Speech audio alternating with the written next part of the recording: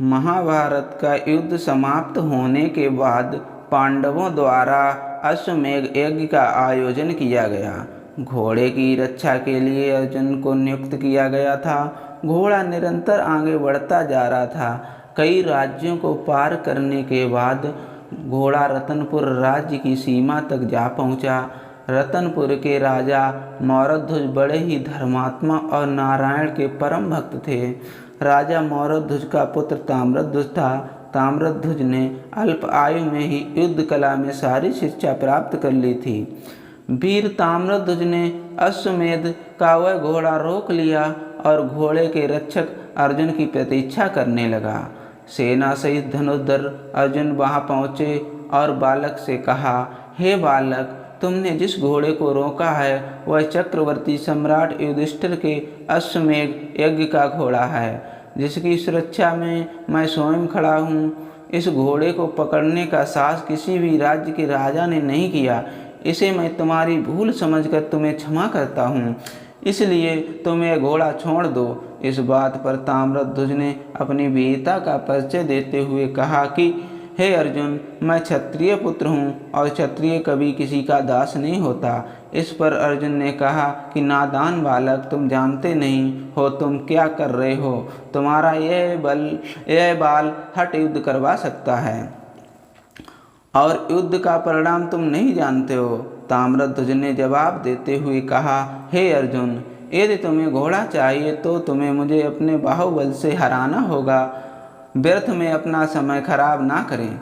अर्जुन ने ताम्रध्वज से कहा कि हे मूर्ख ताम्रध्वज, तुझसे युद्ध करके मैं अपेश का भागी नहीं बनना चाहता, इसीलिए मैं अपने बाण से तुझे तेरी माता की गोद में सकुशल पहुंचा देता हूं।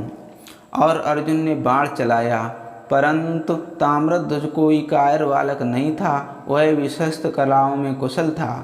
ताम्रध्वज ने न सिर्फ अर्जुन द्वारा चलाए गए बाण का उत्तर दिया, बल्कि ताम्रध्वज के तीर ने अर्जुन के सारथी को गिरा दिया। अर्जुन चकित रह गए। वे जिससे वह एक साधारण बालक समझ रहे थे, वे एक श्रेष्ठ धनुर्धर थे। दोनों के बीच भयंकर युद्ध चालू हो गया। ताम्रध्वज ने अर्जुन का वीरतापूर्वक सामना किया और अपने एक तीर से महाबली अर्जुन को मूर्छित कर दिया। अर्जुन को वही छोड़ ताम्रध्वज घोड़ा लेकर अपने नगर गए, जहां उनका भव्य स्वागत किया गया। जब अर्जुन मूर्छित अवस्था से बाहर आए तो उनके समक्ष श्री कृष्ण बैठे थे। अर्जुन ने श्री कृष्ण से कहा, हे भगवान, यह सब आपकी ही माया है, अन्यथा वह बालक युद्ध में मुझसे नहीं जीत सकता। इस पर श्री कृष्ण ने अर्जुन से कहा कि अर्जुन, तुम अभी भी भ्रम में हो। तुम यह सोचते हो कि संसार में तुमसे बड़ा योद्धा कोई नहीं है और तुमसे बड़ा मेरा भक्त भी कोई नहीं है। अर्जुन ने श्री कृष्ण से कहा, क्या यह सत्य है माधव? श्री कृष्ण ने कहा कि तुम्हें अपने से बड़ा योद्धा तो देख ही लिया है, और अगर अब अपने से बड़ा दानी और भक्त भी देखने की इच्छा है तो बताओ। अर्जुन ने श्री कृष्ण से कहा कि मैं अवश्य ही उस भक्त के दर्शन करना चाहूँगा जो मुझसे बड़ा भक्त है आपका। तब भगवान श्री कृष्ण और अर्जुन ने ब्राह्मण का वेश धारण किया तथा यमराज ने एक सिंह के भेष में रतनपुर राज्य की ओर प्रस्थान किया, जहाँ राजा मयूरध्वज का राज दरबार लगा था। जैसे ही राजा मयूरध्वज को इस बात की खबर लगी कि साधु उनके राज दरबार में आए हैं, तुरंत उन्होंने अपना सिंहासन छोड़ साधुओं को प्रणाम कर आशीर्वाद लिया। ब्राह्मण रूपी श्री कृष्ण ने राजा मयूरध्वज से कहा कि हमने तुम्हारे दान की बहुत प्रशंसा सुनी है। हमने सुना है कि कोई भी याचक तुम्हारे दरबार से खाली हाथ नहीं जाता।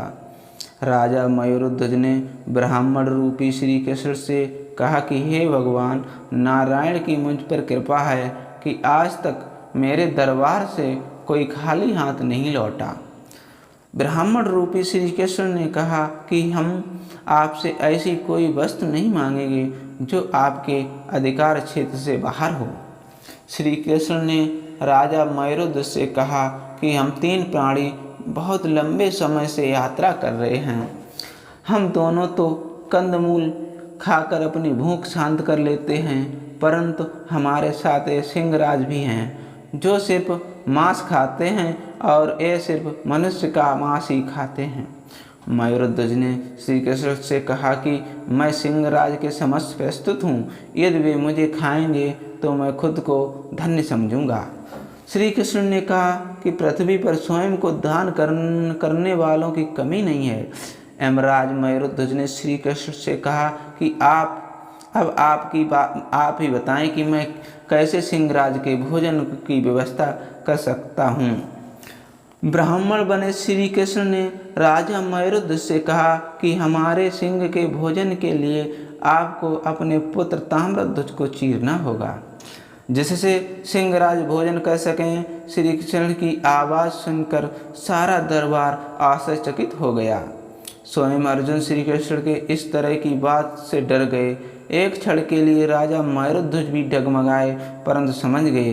राजा मयूरध्वज ने कहा कि हे महात्मा, धन्य है मेरा पुत्र ताम्रध्वज जिसे आपने सिंहराज के आहार के लिए चुना है। श्री कृष्ण ने राजा मयूरध्वज से कहा कि पुत्र को चढ़ाते समय यदि माता पिता की आंखों में आंसू आए तो सिंहराज भोजन स्वीकार नहीं करेंगे। राजा मयूरध्वज ने अपने पुत्र और पत्नी को भी राजी कर लिया। अर्जुन राजा के इस प्रकार समर्पण और वचनबद्ध बातों को देखकर आश्चर्यचकित रह गया। इसके बाद राजा ने आरा उठाया और अपने इकलौते पुत्र के सिर पर रखकर परम पिता परमात्मा का स्मरण करते हुए अपने पुत्र को चीर दिया। ताम्रध्वज का शरीर दो भागों में बट गया। राजा मयूरध्वज ने ब्राह्मण से कहा कि महात्मा अपने सिंह को भोजन करवाइए। सिंहराज ने आगे बढ़कर ताम्रध्वज का दायां भाग खा लिया। तभी ताम्रध्वज की माता की बाईं आंख से आंसू टपक पड़े। श्री कृष्ण ने महारानी से पूछा कि ये आंसू किस लिए? तब रानी ने कहा कि महापित्र भक्त ताम्रध्वज के दाहिने अंग को तो आपने स्वीकार कर लिया, परंतु बाम अंग को छोड़ दिया। इसी कारण मेरी बाईं ओर से आंसू निकल पड़े। इस दृश्य को देख अर्जुन का घमंड चूर चूर हो गया।